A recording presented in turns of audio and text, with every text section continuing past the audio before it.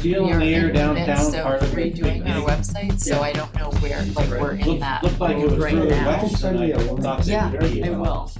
It's east of Pine Street. Yeah. Because So they're, if you go up to the end of the bank, I'm trying to that side.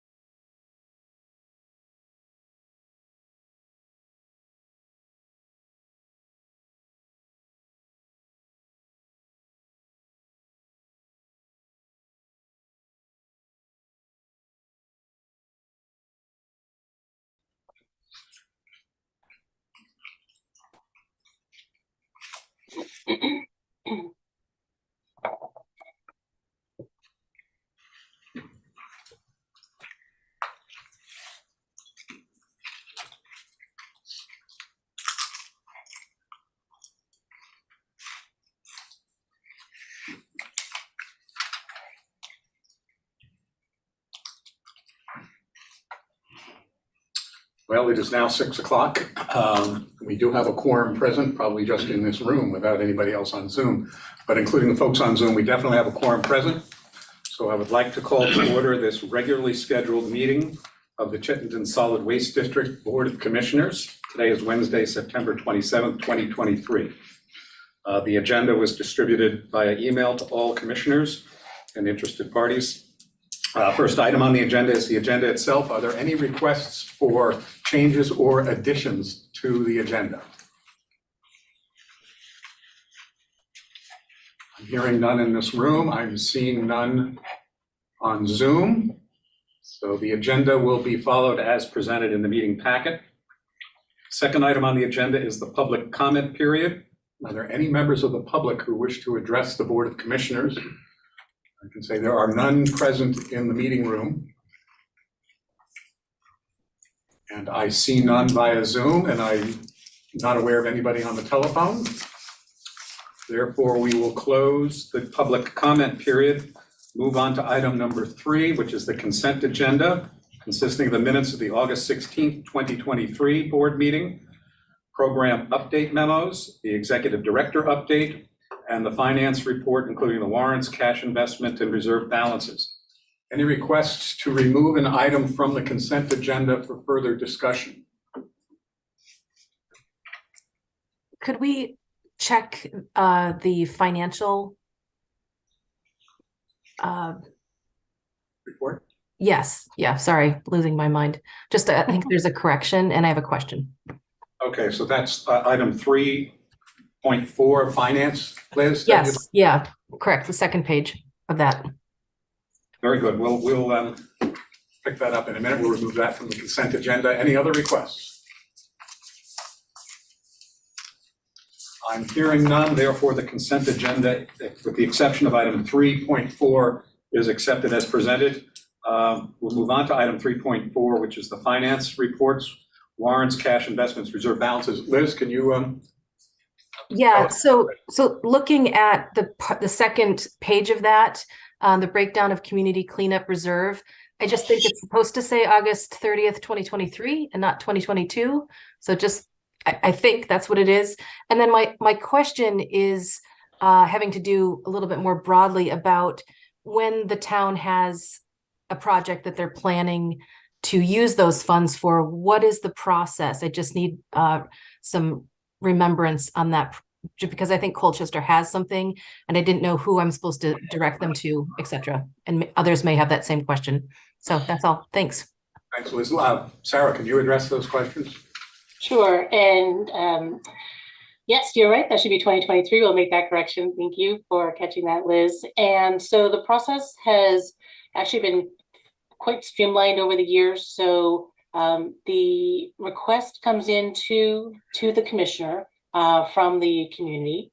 You can also generate the the solicitation for the projects yourself. So it doesn't have to just be from some of the community. You can go out and talk to groups and say, hey, we have these funds available.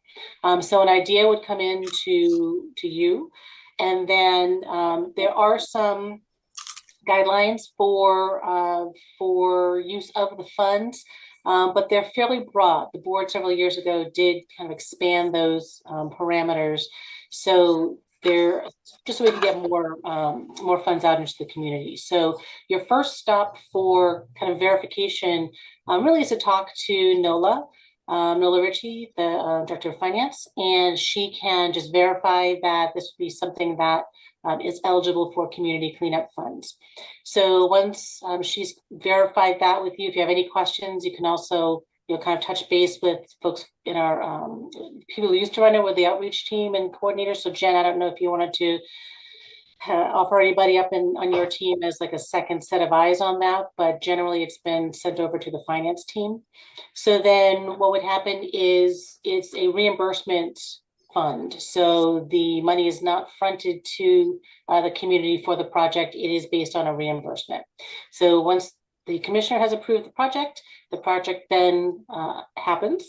And then receipts after the project has been completed are submitted to you, the commissioner. And then you can submit that. I believe there's a form on the website, or Jen, is there going to continue to be a form on the new website, one that is revised? Okay. We're in the middle of revising our website. So there's a form on the website that you can fill out and attach the forms, and then it would be a check would be cut for the amount that is being requested up to the dollar amount that you have in your fund. And that's kind of the process. I'm not remembering if NOLA also is asking for kind of photographs or write-up or anything that the project has happened. I think the receipts are sufficient, but she can be your quick guide for any of those kind of nitty-gritty questions. But that form on the website hopefully is helpful enough, and if not, definitely reach out to NOLA. Okay, thank you. Yeah. Ken, your hand is up on this issue? On this issue, and to back up a little bit, just on this issue, I'd add to what Sarah was just saying. The weird thing about it is that you approve it as the commissioner, but the town has to pay for the work and then get reimbursed. So the CSWD won't reimburse you. They can only reimburse the town. So you just have to tell someone in your town to trust the system and cut a check out of some fund where there's extra funds, because they won't have budgeted for this problem. So they have to use general funds to give you to pay the receipt, and then you then you submit it to CSWD. But I didn't have to. I went through this. I didn't have to do any pictures or anything. I just did fill out the form, sent it in, and everyone said that was fine. And then I convinced my town manager that it wasn't really a budget issue because they'd be reimbursed, and so it all seemed to work out fine. Going back 1 second, and I don't know if I sorry I came in a moment late, so I missed the consent agenda thing. Did anyone bring this up? I had noticed on page 15 there was a little calendar. It was part of the executive director update, and it mentioned October 19th for the executive board, which seems to be a Thursday, and I wondered if that was a mistake. Should be Monday the 16th Probably. of October. You are correct. That should also be corrected to the 16th. Thank you. Okay, that's it. Thank you very much for pointing that out, Ken. Henry, your hand is up. Again, speaking to the I just finance wanted to report. say that Actually, you don't have to have the town just, oh, hello? Yeah, go ahead. Go ahead, Henry. Okay. The town doesn't simply have to take this on trust, because these requests are filled in and approved ahead of time. Okay, so the way you said it is like, well, you just have to take it on faith. Well, not really. These are approved ahead of the project, or if you ask for approval ahead of the project. We went through this recently with a couple things, and it went very well. A town knew that CSWD is standing up for it. We filled out the paperwork, and all was good. So yeah, thank you. Nice process. Thanks for the clarification, Henry. Any other discussion or questions on the issue of the finance report? It looks like to be the community cleanup fund in particular. I'm hearing none, I'm seeing none. Since this is just informational part of the report, the corrections have been noted. We don't need to take any further action on this consent agenda item. And I believe we're now ready to move on to item number 4, which is the environmental depot presentation. Just a little bit of background. We do have a lot of new commissioners who have come on board in the last year or two. Certainly the district has its hand in a lot of different aspects of waste management, and it's been some questions have come up specifically about the environmental depot, but also about other aspects of CSWD's operation. And we felt it would be good on a periodic basis at board meetings to take a look at some of these in some level of detail. And so first up tonight is the environmental depot. I'll turn it over, I guess, either to Sarah or Jen to walk us through this for the next 15 minutes or so. Actually, I'm going to kick it over to Josh Esty. Okay. So Josh is our Director of Compliance and Safety, and he oversees the Environmental Depot. So I've asked him to put together a brief presentation, and then if you have any questions, please do feel free to ask Josh. And I do want to thank the commissioners who did take a significant amount of time out of your day a few weeks ago to come in and tour our facilities. The depot was one of the facilities that we toured as a group. So thank you all who were able to make it, and we will be offering another board tour, I think maybe in the spring, for those who weren't able to attend. So I will kick that over to Josh. Thanks, Sarah. Thanks, Paul. Yeah, I had a couple pictures that I'll put up on the screen, and then share one of our fiscal year reports so that you can see sort of the work that we do on that side as well. So let me just find those pictures. Everybody can see that. Is that big enough on the screen in the room? Yes. Okay, thank you. If you haven't been here, this is the front side of our environmental depot in South Burlington, right behind the airport. We take hazardous waste at this facility. We take hazardous waste from both homeowners and from small businesses. And so this is sort of the approach as you drive up to the building. As you can see, this is actually new signage as of this year, so it's bright and shiny compared to the building. But I do have plans to hopefully freshen up the building in the near future. So, and then if you see that blue silo on the right hand side, that's a remnant from when it was a biosolids processing facility back in the day. So this building in true CSWD fashion has been reused as a hazardous waste facility back from when it was biosolids processing. Let's see. This is a car park. This is for residential drop off only. So this is sort of the path you take when you're bringing your household hazardous waste inside. Again, another shot there. This is sort of the receiving area for HHW.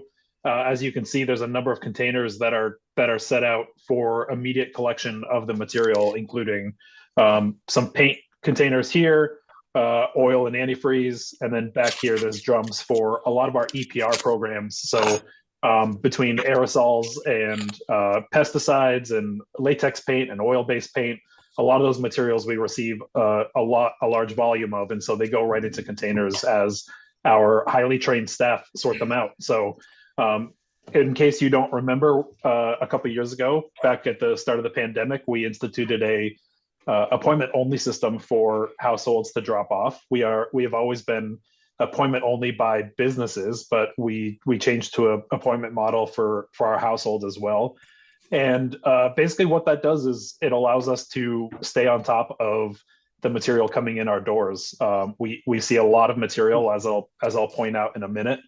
And oftentimes in the past, when we had 15 or 20 cars in line, it became a real challenge to stay on top of the material coming in our doors. So the appointment system really allows us to meter that material through the facility and process it and keep our facility both compliant and safe as we're bringing material in. So that's just a quick shot of the HHW receiving area.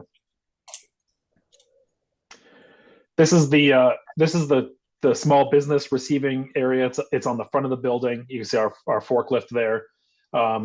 It's kind of hard to make out, but right here is a state certified scale. And we have that because we do weigh everything coming in from businesses for a couple of reasons. One is so that we can charge them appropriately, the appropriate amount based on the chemical type that's coming in the door. And also it allows the businesses that we serve to track their how much hazardous waste they're generating. And they have to be a certain category to bring us waste. So that sort of helps them out, make that classification throughout the year. And then this is our local color side of the building. So this was a new project as of a couple of years ago.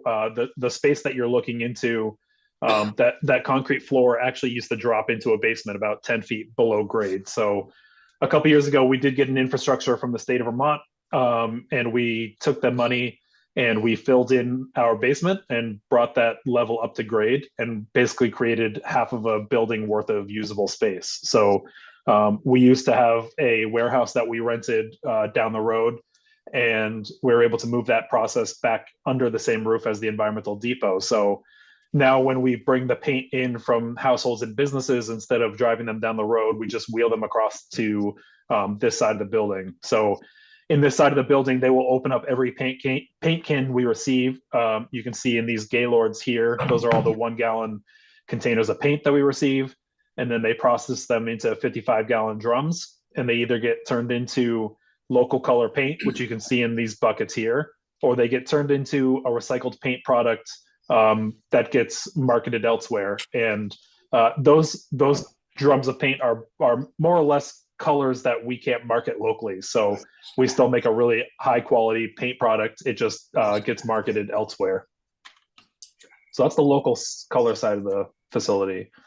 And then this is just looking back out towards where the entrance is. These are some outside long-term storage containers for hazardous waste. You can see, of course, the Rover truck in the picture, and then sort of stack of empty drums over here. So we do get picked up from our hazardous waste hauler either every week or every 2 weeks. But we do need this extra outside storage area because we do generate that much hazardous waste that we can't keep it in the building. So that's sort of the outside storage area. And then just wanted to briefly share, we do generate an annual report every year. So just wanted to share that as well. Most people have never seen this before, so it's kind of a peek behind the curtain. But we do have to report on a quarterly basis all of the material that flows through our facility to the state of Vermont as part of our state solid waste certification. So we know the total weight of all material going out as far as the shipments with our waste hauler. And then as I mentioned before, we do weigh all of the hazardous waste coming in from businesses. And so we're able to figure out the total amount of weight, the business weight. That's what that CEG stands for. It stands for conditionally exempt generator. And then we're able to deduct one from the other and come up with the total pounds of HHW that we receive. So for example, the FY23, the total waste that moved through our facility was 590,000 pounds. And that was at a cost of roughly $234,000. So it's not an inexpensive operation. It's an expensive material to get rid of.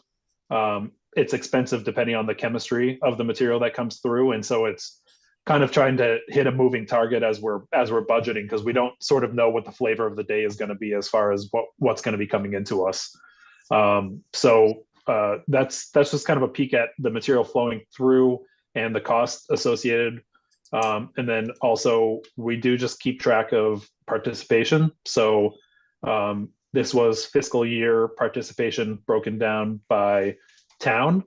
And then we do have some history as well. So we have a look back at all of the years that we've been operating, going back to fiscal year of 91. You can see a pretty significant drop off in fiscal year 20. And that was pandemic related. It also coincided with, as I mentioned, the implementation of the appointment system. But really, we've seen pretty steady total waste collected. Our best year by far was fiscal year of 18, when we collected 811,000 pounds of waste. But we've pretty steadily ticked up year over year. And we serve a lot of people, and we take a lot of hazardous waste out of the waste stream. We're going to get another good look at the state of Vermont's doing a waste sort this year, and that really helps us guide our thinking as to how well we're doing, because we can get a good look at the material coming through the transfer stations and see if we're missing a certain material, if we're missing a certain community. just anecdotally from the load checks that Janine and I have done, we don't see a whole lot of hazardous waste in the waste stream, which is great. But that does give us a really nice snapshot at whether or not we're seeing any hazardous waste in the MSW waste stream going through the transfer station. So we're looking forward to getting that data when they are done with their waste sort. So as people know that took the tour with me, I could talk about hazardous waste forever. I did my best to keep it as brief as possible, but happy to answer any questions if anybody has any. Josh, I'm going to ask the first question. Can you just briefly tell us what happens to the material after it's handed over to our hauler? Just brief. I imagine it goes in many different directions, but maybe you could just give us a sense of, is this material being responsibly disposed of ultimately? Yeah, so we do have a contract with US Ecology. Also, they're now owned by Republic, so they kind of merged, and they have a hazardous waste license facility in Williston. So it goes to that facility, it gets offloaded off their truck, and then basically it'll get reloaded onto tractor trailers for end destinations. We have everything we ship to US Ecology goes on a hazardous waste manifest, and that hazardous waste manifest is tracked in a bunch of different ways, but there is a return manifest copy system. So every manifest that leaves our facility, we have to see a return copy come back, which is signed by the end destination. So basically the facility in Williston. If we don't receive that copy within 45 days, there's a process by which we have to report that we're missing that. And then at any point, we can reach out to US Ecology and we can tell them what drum we want end disposal information on. And they will tell us in particular where a particular drum went to. It gets a little bit in the hazardous waste weeds when we talk about shipping documents, but just briefly, each drum has hazardous waste codes attached to them. And those hazardous waste codes are the disposal technology is dictated by federal statute. So essentially they have to go to licensed end disposal markets that are allowed to treat a particular waste with a particular technology. So it definitely gets a little complicated, but there are mechanisms by which we do verify that the waste has reached an ultimate disposition in the right manner. Thanks. Alan, you'd raise your hand? Yeah, two questions. The first is, I guess it isn't a question. I didn't know that we had stopped renting the facility down in Burrard's Park. So that's good news. The second is COVID deaths. Expired COVID tests. Are they household hazardous waste, or are they just trash? I can get back to you, but I don't know that there would be a hazardous component to them. I could verify that, but just in knowing what I know about them, I don't think there's a hazardous component to them. I would put mine right in the trash. Yeah, with the new distribution, we did an update and we got a boodle of them at our house. Yeah, everybody's gonna have a noodle of them, that's for sure. I think I saw on the CDC website that they can be disposed as trash. Other questions for Josh? I do have one more question, and that's, can you just talk very briefly about the safety protocols? A little concerned about, these materials that come in and what you do to make sure that our staff is adequately protected. And Sure. I guess the first step is they're very highly trained, and we mentioned this on our tour, but it's very hard to do any kind of classroom training for this type of work. It is primarily on the job training, and while that doesn't sound safe, there is a very kind of slow ramp up process to get to a point where we are allowing our folks to be kind of full-fledged waste operators, where they're trusted to work solely in the receiving area by themselves, and others can be elsewhere in the facility. We also, PPE as you might imagine, a fairly significant part of our decision-making process down there. We do have a personal protective equipment selection chart. So based on the task that they're doing, they have required PPE that they have to wear. That includes eyeglasses at all times, steel toe boots at all times, and some type of hand protection at all times, non-negotiable. It goes up from there as they're doing other tasks such as bulking waste. They will have a Tyvek suit on, or at the very minimum, a Tyvek apron. And that'll depend on what type of material they're bulking. We also have a respiratory protection plan. So when they are doing those bulking operations, they're wearing a full face respirator with cartridges, breathing cartridges that are selected based on the material type that they are bulking. So primarily they're using organic vapor cartridges when they're bulking flammable materials. We also have mercury vapor cartridges if they're doing any type of cleanup of broken fluorescent bulbs. We also have P100 cartridges, which are basically really good cartridges for any kind of dusty environment. So we do have those options available to us. And then lastly, I'll say we have a pretty close relationship with the state OSHA program. They have a volunteer program. So we will invite Project WorkSafe into our facility on a pretty routine basis, and they will do essentially a full OSHA audit of our operation and make recommendations on how to improve that process. The caveat to bringing them in is that you're agreeing to make any of the changes that they recommend. But we've always, needless to say, wanted to be, in compliance and keeping our staff as healthy as possible. So we've always agreed to that. And then also in addition to their audits, they're also willing to do air monitoring for us. So on a number of different occasions, they've come in and set up air monitoring while we've done different operations, primarily the bulking operation when we're actually consolidating chemicals into drums.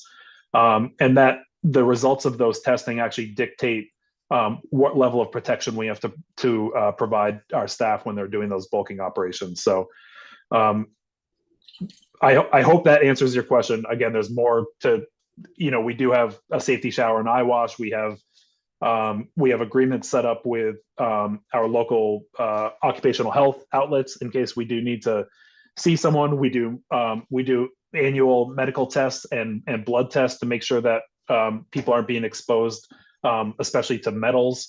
And then, of course, we have plans in place in the event we do have an emergency. They're well versed and trained annually on what to do in the event of an emergency such as fire, explosion.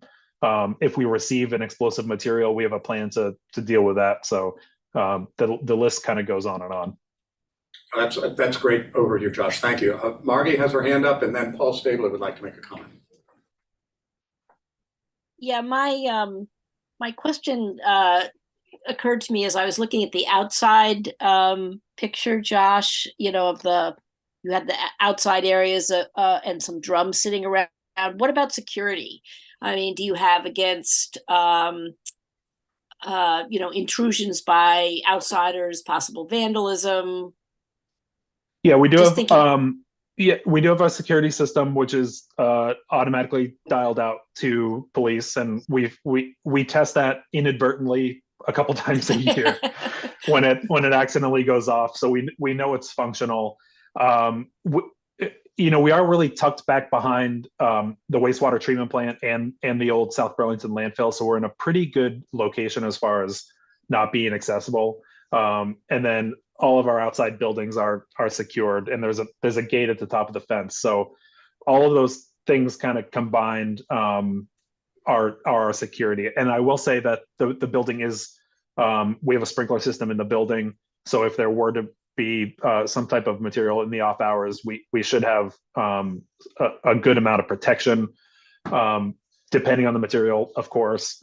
And then our outdoor containers are actually also, they have their own Ansel fire protection system in those outdoor storage locations as well. And those are also tied into the alarm system. So we have a pretty good level of protection there. Thanks. Oh, I just wanted to say, I should have paid attention to this earlier, but I'm blown away by how much material you divert. And I just want to say thank you for having such a positive impact on our environment. This stuff would go in the trash or worse, in the waterways. So anyway, so that's just wonderful. Thank you. I took over the program from Jen. I took over the safety program from Jen, and needless to say, she made my job really easy taking over those programs. And we also have Gary Winnie, who has been recognized nationally for his leadership in the HHW world. So we are incredibly lucky in our staff. Donnie Karabanis has been with us for 17 years. And we also have a couple of really great new hires. And then our paint producer, Robert Holman, he's been with us since 2007. And so the longevity that we have in the program makes my job really easy. So I just would be remiss if I didn't mention them as well. Thank you. Thank you for this overview. I hope it's been educational, informative for both veteran and for newer commissioners to see this aspect of our operational responsibilities. There are no other questions or comments. I think we're ready to move on then to item number 5, which is a landfill discussion. Just to kind of frame this, I know I've been aware of several commissioners have asked questions and concern looking down the road about the status of landfill in the state of Vermont. Most recently, Alan raised the question, and I guess I could turn it over to you, Alan, if you wanted to phrase your concern, and then probably turn it back over to Sarah to help frame this and further discussion and information. Yeah, I mean, I just know that Coventry is getting filled up pretty quickly, and curious what the state's solution is for when that has to close. And I just thought it's something that the board ought to get a handle on and maybe stay on top of a little bit more frequently than what we've been discussing, because it's going to come on us quick and it's a long time process. It's responsible to ask the question. So, Sarah, do you want to pick it up from here? Me too, and I will do my best to, let's see here, see if I can get my screen sharing properly. Let's see here. Okay, I think that should be working. So I thought I would also provide a little bit of some background for our newer commissioners, but also for some commissioners who may have been with us for a while, but not since we have been more actively involved in this issue locally. So one of the things that, again, as Alan had mentioned, we are at a point in our landfilling history here in Vermont where we really do need to start thinking about what's next. And there's some very good reasons for that. And we'll kind of get into the conversation. So this is, as Paul and Alan said, kind of it's really to just kick some of the conversation off, to generate some questions that we can bring back to folks at the state, at A&R, and just make sure that we are being kept up to date as much as we want to be. So as you mentioned, some of the questions for conversation, for discussion is that key question: how much life is left at the landfill in Coventry? Alan had also asked about, well, how much material is currently going out of state for disposal? And I threw in a question: what is CSWD's role, and what is our responsibility? And then finally, Alan's question again back to, what are the plans? Does the state have any plans, and what are they doing when the landfill does eventually close? So I thought I would first start with, go back. Don't want to do that one yet. which is fine. Here we go. With what we in Chittenden County are sending to the landfill, and this was as of 2022. So this is in our diversion report from that time. And it's kind of a very simplified version of the buckets that have been sent to the landfill in tons. So, and this is just what was landfill. So this is not counting anything that has been diverted. So it's not the recycling in the MRF, and it's not the scraps at the ORF. So you can see that of the total tons that Chittenden County residents and businesses landfilled in 2022, about around 60,000 tons, 61,000 tons is what we would consider trash. It has no other place to go, no other destination potentially for that to be handled or managed in a different way. Of that, you can see the big opportunity remains organics. And so when we're talking, defining organics, it's not just food scraps, but it's leaf and yard debris, it's woody waste, that kind of a thing. But it's all of those, soil, paper, things like that. Anything that could be diverted that could possibly be composted is otherwise divertible, that is organic. So that remains the largest stream of opportunity for our businesses and residents to keep more material out of the landfill. There's still a good amount of material, blue bin recycling, that is being landfilled for whatever reason. So we want to be able to be targeting that. Certainly with the new MRF, we'll be able to handle much more of that. We could absolutely, in the new MRF, we'll be able to handle all 10,000 of those tons, which is very exciting. This is just to give you a bit of a sense of what Chittenden County's effect is on the landfill. And because we are the most populous county, certainly by large, we are the largest single entity contributor to the landfill, but we're also the best diverter of material from the landfill. So again, where are the landfills in Vermont? So the only true active landfill is sometimes called the Coventry landfill, sometimes called Casella landfill. Its technical name is New England Waste Services of Vermont. It is a DBA. It's owned by Casella. The state does a landfill report on a regular basis. The last one they presented to the legislature was either in 2021 or 2022, but fairly recently. And every year they will identify, when they do this report, they'll identify, quote, potential sites. And the 3 potential sites that they repeatedly refer to in their reports are these 3, one in Sheldon, one in Heartland, and the one in Williston. And some of our newer members may be surprised to know that there is a potential quote site in Williston, and we'll get to that. So this is, if we haven't been up to the landfill, oh goodness, I'm very sensitive here. This is the overview. This is a Google Earth look at the Coventry landfill, Casella landfill. And it's about 141 miles round trip from Williston. The landfill is permitted to bury 600,000 tons of trash a year. In one of the last year, the year before, they buried just over 550,000 tons. Not all of that is municipal solid waste. A good portion of that is construction demolition debris. It's other materials that are not kind of your common household trash. Of the material that was buried that makes up common household trash is about 350 to 375,000 tons. So Casella, as a private entity, they are allowed to bring in waste from out of state, and they do. They are required to quote, preserve or reserve space for Vermont waste.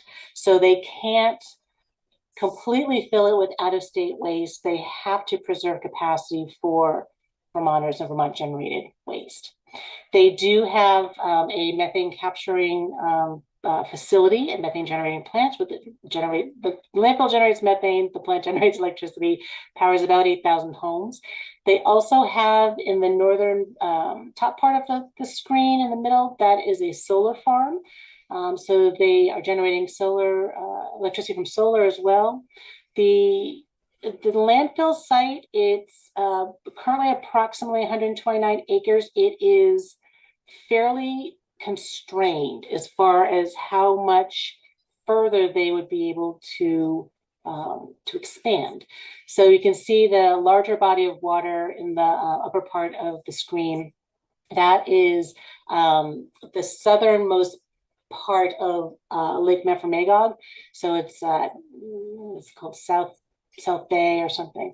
That then does flow into the city of Newport, and then on the other side is Lake Memphremagog.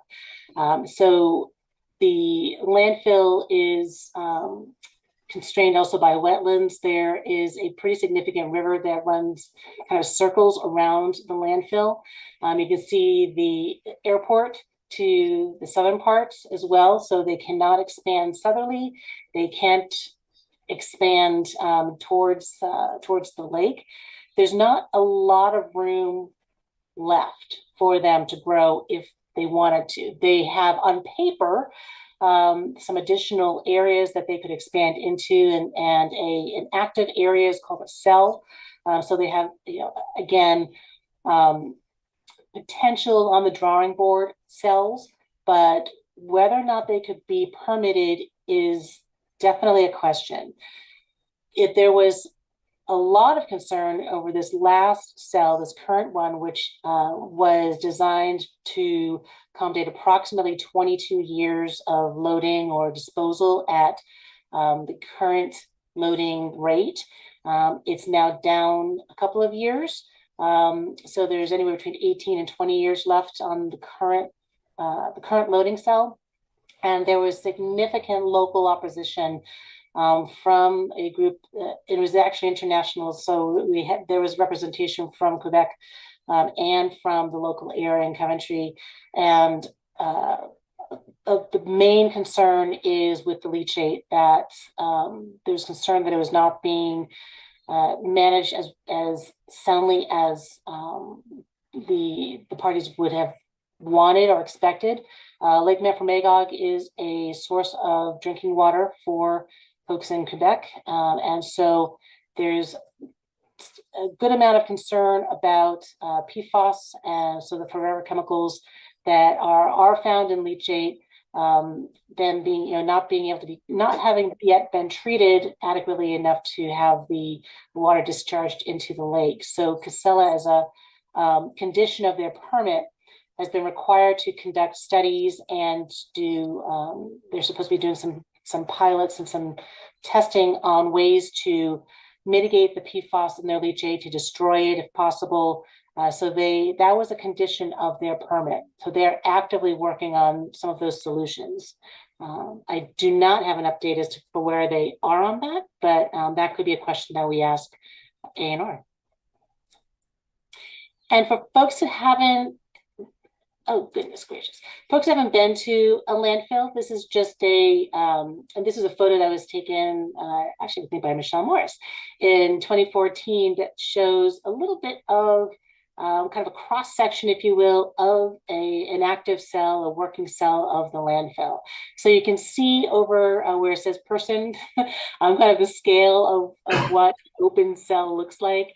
And to the left of the person, that gray area, that is a liner. And right in front of them is water. You can see water collecting in the liner.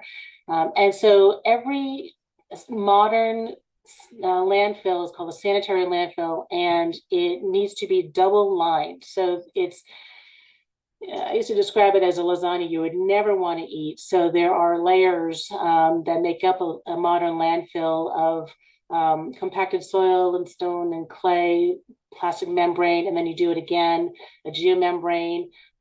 There's pipes that go in to capture leachate. There are pipes that go in to capture methane.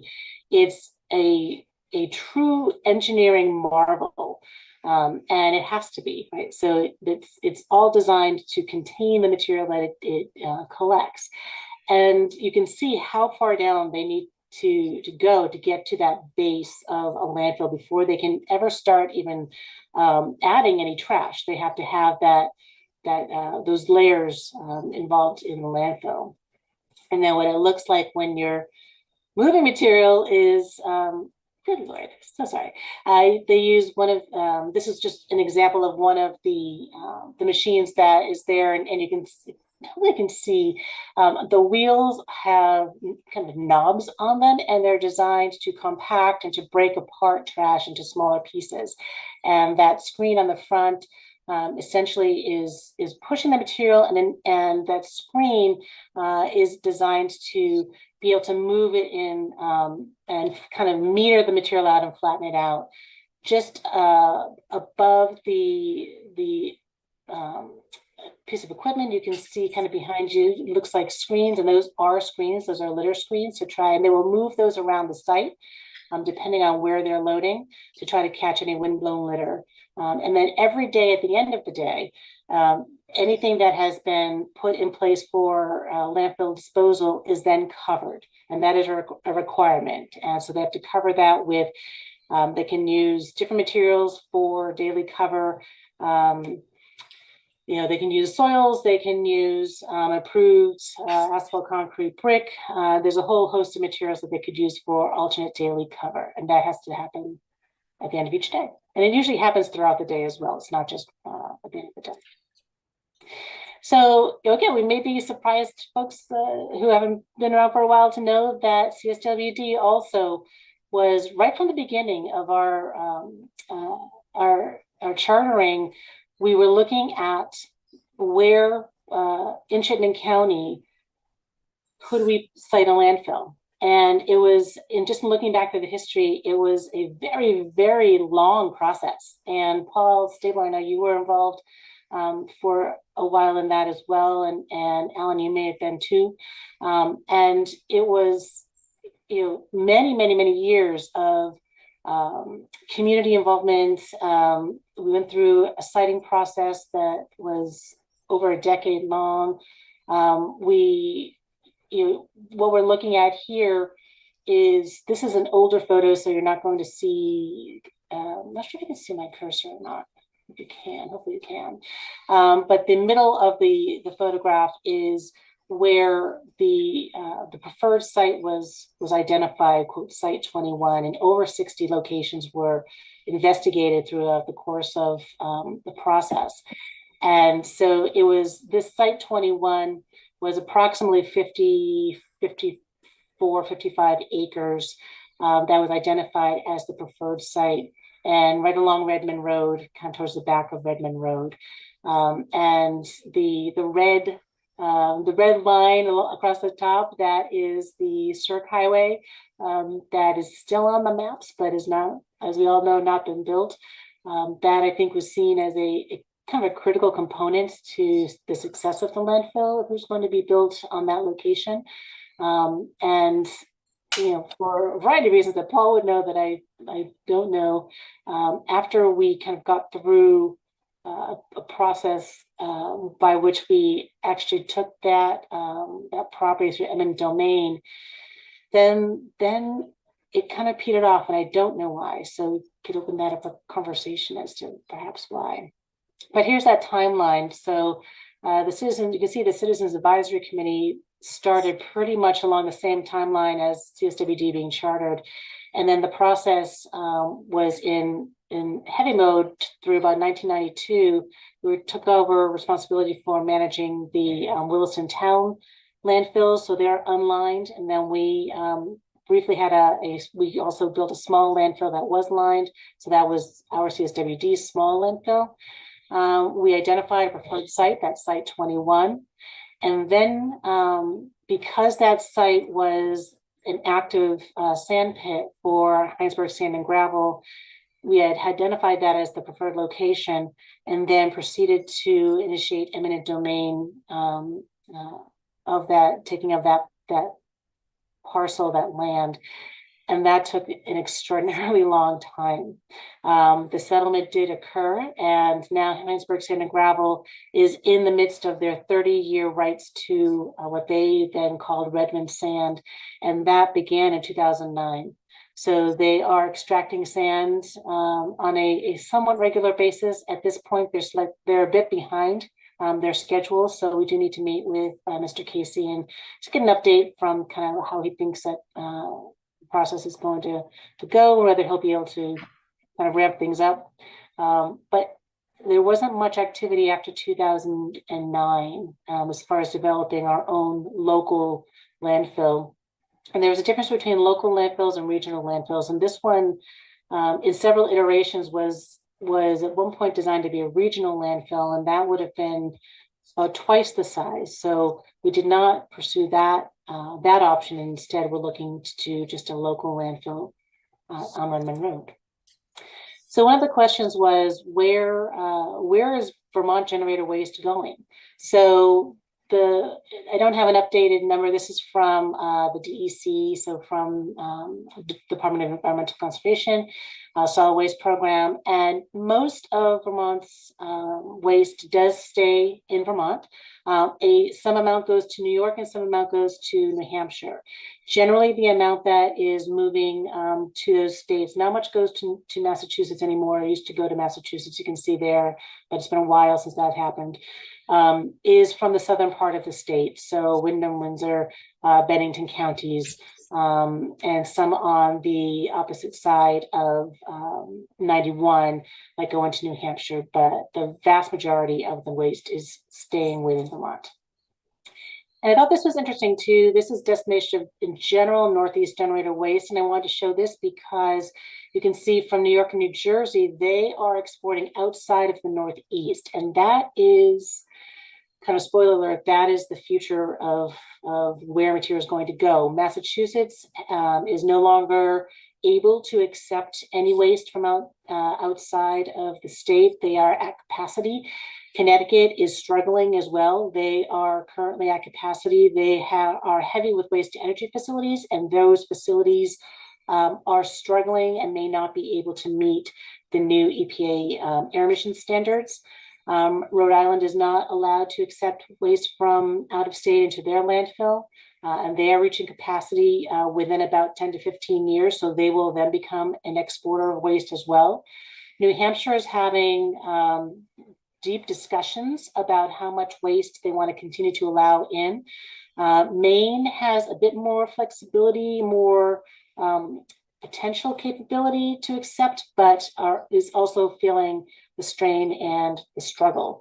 So in the very near term, and this again was 2017, in the very near term, this is going to be an issue not just for Vermont, but for all of the Northeast. Where's that material going to go? So right now, the top destinations for Northeast waste that is not remaining within the states are Pennsylvania, Ohio, and West Virginia. Casella is sending some of, some of their waste even further south to the Carolinas. Their glass, for example, is going there, not as waste, but as cullet. But that is how far away they've got to go. And then potential modes of transportation, transfer truck and rail. And then what are some of our options? Excuse me. So with that, well, thank you, Sarah, for that overview. It's I'll just interject a couple of things. One of the reasons Site 21 was selected is that my understanding is that the geology was good and that there's glacial till underlying the site, which is impervious to groundwater. So that was a selection criteria. And the other thing I'll mention is that the district did own and operate. Construct, own, and operate a landfill at the end of Redmond Road for a year and a half or two, something like that. What is it, the Phase 3 landfill, I believe it's called. So, I mean, it's closed since and all, of course, but we did for a short while. It was interesting because once the federal government closed all the unlined landfills, I think Ratty was the first one that happened. It was Ratty landfill on Ratty Road in Colchester, which lasted a couple of years. And we scrambled to build one there in Williston. That lasted a little while. And then, Moortown. So there's a long history of landfills that have come and go. So anyway.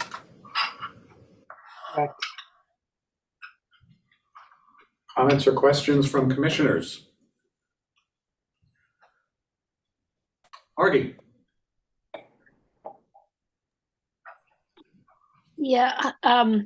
I was really struck by that first graph, Sarah, where like half the stuff shouldn't be going to the landfill. And it seems to me that, it's like reduce should be the first thing we try, right? Not sending it there. And and just today, walking the dog, I'm looking at people's trash containers and I see recyclables sitting at the top of their trash containers. It would just be great if we could somehow get better public concern about what people are doing with their trash. I don't know. I obviously this is the ideal, but it's just shocking to look at that graph. Yeah, no, and I agree. There's and that's really what was so interesting to me was the chunk that are organics, right? That is the really large immediate opportunity. And what more can we do? What more does the district want to be responsible for doing? Because that's also a question for the board, is just to think about policy and think about investment, and we've done more than any other solid waste district as far as both from a recycling standpoint and from a composting and food scrap standpoint, thanks in large part to the huge investments that over the years the boards have approved. And there's always going to be more, right? And so it is a great opportunity to say, okay, get a handle on what are some of the barriers that continue to exist. Is there a role, again, for CSWD as an entity? Are there roles that we need to help trickle down to the local communities that they could do at a more local level? This is all part of the conversation to say, okay, here's where we are. We kind of do now have a bit of a ticking clock, and even though it feels like it's very, very far away, to kind of give you an example of how long these things take to bring up online, it can take 15 years to site and permit and begin operating a landfill. It's a very, very long lead time, and they're very expensive to build and maintain and operate. So we kind of have to be talking about these options now. And Jen and I have had conversations with folks at the state and have been saying this for a few years. We really need to engage. We need to engage more. And I know that they are, but we really want to make sure that it's being a bit more public and that more of the public are talking about it and thinking about it. Ken, your hand is up. Sarah, do you have any sense about whether landfills are profitable? You said it was expensive to build, but how long do they take to become profitable? And does the state have the expertise to create a new landfill, or would they have to rely completely on Casella? And why isn't Casella making one in the middle of the state, so if it's profitable, such that all the trash would go there and they'd make more money, et cetera, et cetera? Yeah, so the state has informally said that they are not interested in operating a landfill and building one or operating one.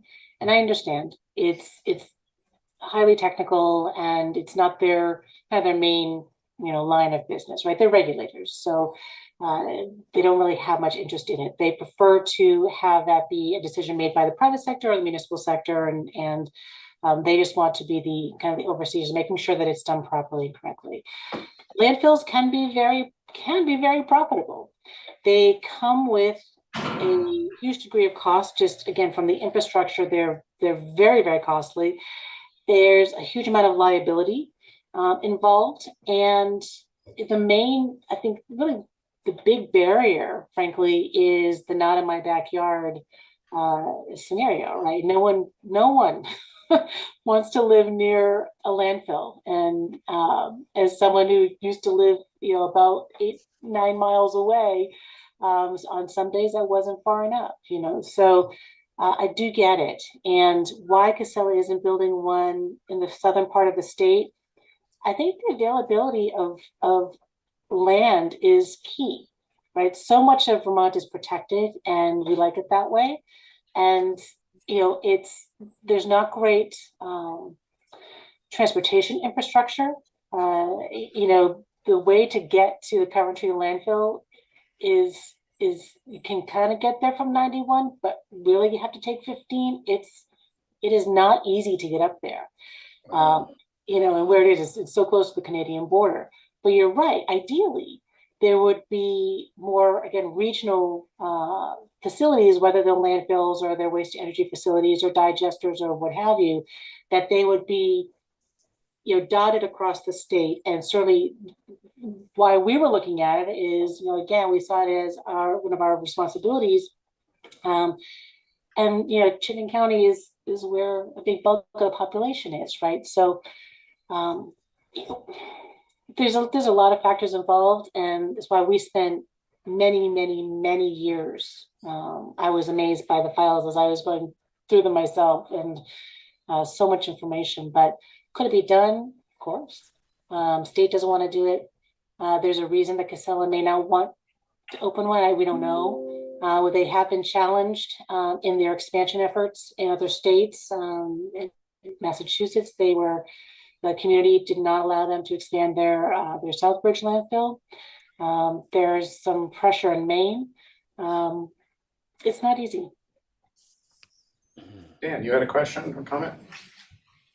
More of a comment. When Site 21 was on the table, I was really all in favor of that. Not that I'm a huge fan of landfills, because I agree that the best thing that we can do with landfills is to try to keep things out of them. But I thought having something local that we as a class organization could have some control over, we would do a good job of educating people, and we would spread out the life of the landfill.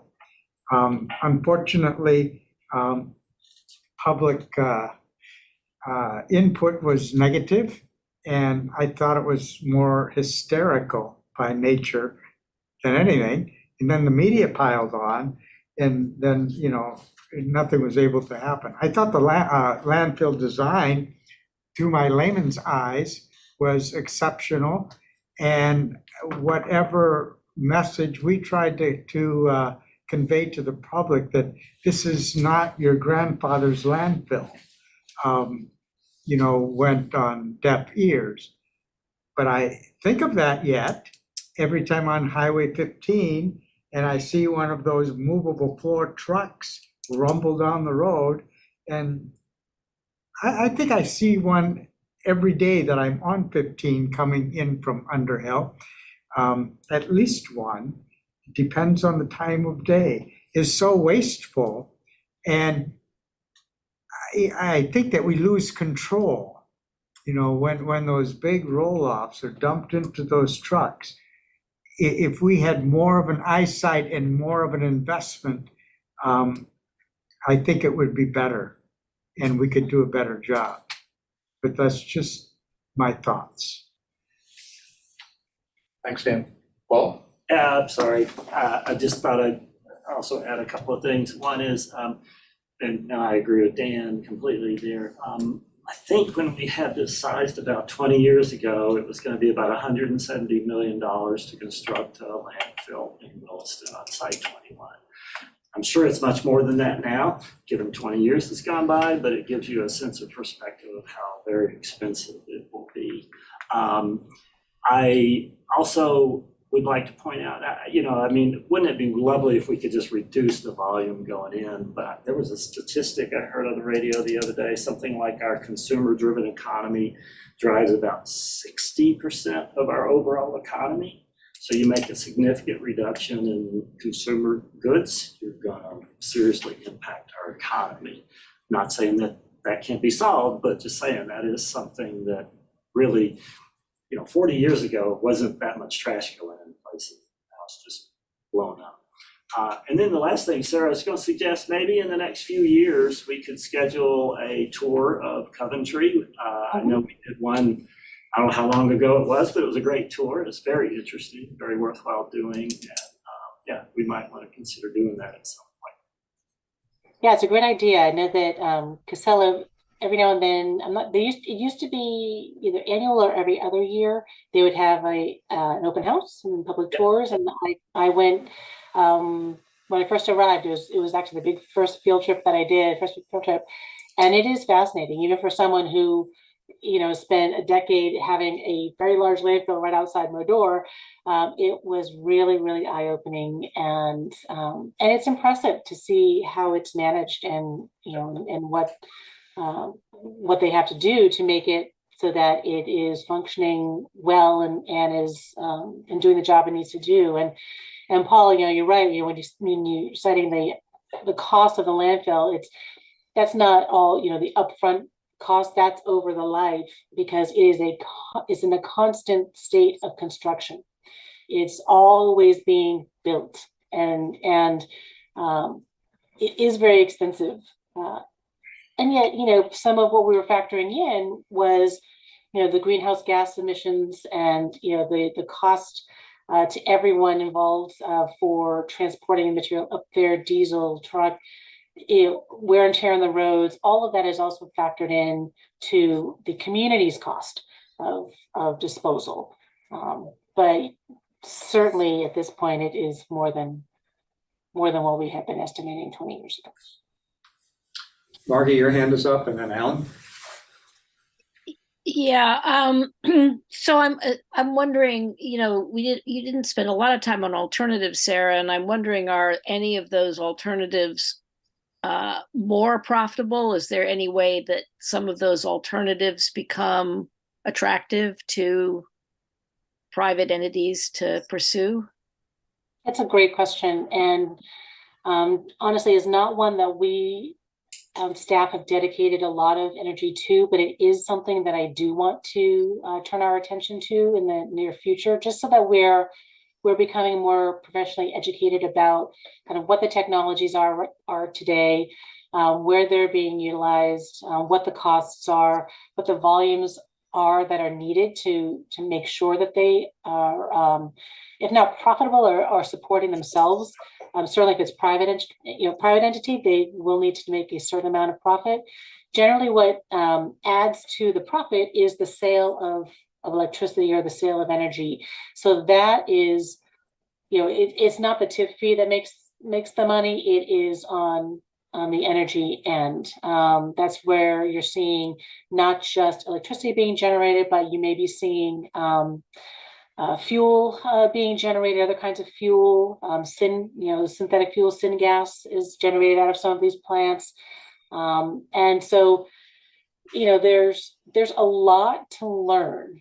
And admittedly, it has been a very, very long time since we were actively involved in this arena. So my goal is, once the new MRF is kind of up running, to turn some professional attention towards these alternatives. And at that point as well, we will have gone through the next iteration of the state's materials management plan with them. And one of the things that Jen and I have suggested is that these kinds of questions be asked in that context of, what is the state looking at? How are they looking at things? Is there anything they've completely just written off the list and are not going to look at? And if so, and I'm guessing it's some of these waste energy technologies, conversion technologies, should we be looking at them just, again, for educational purposes, so that we aren't dismissing something out of hand with not having any information about it? So in the next couple of years, that is something that I do want my team and I to really just start to look at, and just, again, from a professional education perspective. Yes. Alan and then Rick. And Just to follow up on what Dan said, I'm on Route 15 at 20 of 6 in the morning, and there are at least 3 trucks that I see coming through the junction headed to Coventry, and they run all day long. Yep. But we're close to Coventry compared to the trucks that are running up through Highgate that come from Rutland over 4 to 91, and from Bennington and Brattleboro, that go there. The other is, Sarah, that I would like to see us get some of the state staff here to get confronted by the board.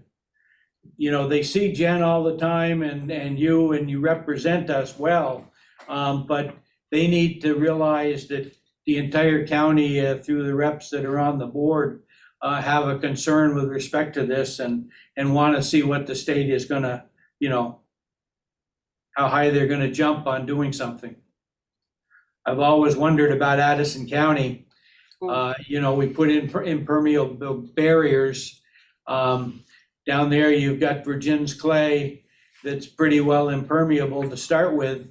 And you've got some large areas of inactive farms that could create a large landfill piece like you see them occur in Florida and other areas of the country. I will extend an invitation. Rick, and then I'd like, I think, try to wrap this up unless there's other very important points to be made. We still have a lot of business to do tonight. Rick, go ahead. So a question for Sarah. We obviously have a vested interest in having this problem solved by somebody or something because we need to send trash someplace. Is there anything else that we ought to be aware of? Anything in the charter, anything in legislation, the regulations that obligate us to do something other than wait and see? No, there is no requirement for CSWD to operate any facility. So we are not expected by anyone to build any solid waste disposal facility, to own, operate. No, we have the authority to do so, but not the obligation. Thank you. Chen, you want to make a comment? Yeah, just a comment on that. CSWD isn't on the hook, but there has been quite often a bill is introduced at the legislature to look at this problem. It typically comes from the Northeast Kingdom area because they want to see Vermont keep their waste more locally. So there's been bills that have been introduced and passed. There was one passed to require the state to look at what was available for landfill siting in the state, and that Sarah's referred to that report where our site 21 is indicated. But there was one introduced last year to form a commission that hasn't gotten any traction, a landfill siting commission. So there's definitely awareness. I would say A&R hasn't stepped up very quickly, but there are legislators that are concerned. Thanks. I guess I'd like to wrap it up and say, you know, we've done a good job of getting this issue out in front of the commissioners. It's something we need to be concerned about. I'd go back to Alan's suggestion to keep this ball rolling. We need to express our concern, perhaps get some people in the room to continue the discussion and dialogue. I don't want to see this drop now and come back 3 years later, you know, and say, well, what's going on? But perhaps that's a path forward to keep this at the front of our minds. And we're doing our part responsibly to get this ball rolling and help the state out and figure this problem out. I will extend the invitation. So hope everybody's comfortable with that wrap up. Thank you very much, Alan. I know Paul was very concerned about it as well for bringing us forward. Let's move on then. We're up to item number 6 on the agenda, which is an executive session, 2 items. The town of Williston recommend the Redmond Road property and then the city of Burlington Flint Avenue property. I'd like to address town of Williston first and then flow into the city of Burlington. And there is potential action at the end of that executive session concerning Flint Avenue. The memorandum of understanding with the city of Burlington expires on September 30th. So there's potential that we would need to take some action tonight on that expiring MOU. With that, maybe we could have a motion then to enter into executive session.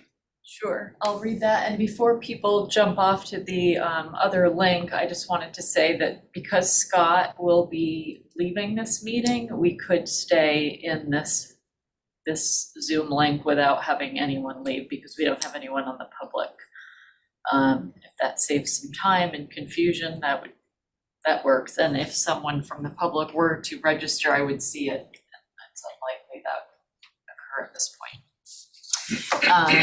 Motion that the Board of Commissioners of the Chittenden Solid Waste District go into executive session to discuss contract negotiations with the City of Burlington regarding the Flynn Avenue property and contract negotiations with the Town of Williston regarding the host town agreement where premature general public knowledge would clearly place the district, its member municipalities, and other public bodies or persons involved at a substantial disadvantage, and to permit authorized staff, other invited interested parties, and the Solid Waste District attorney to be present for this session.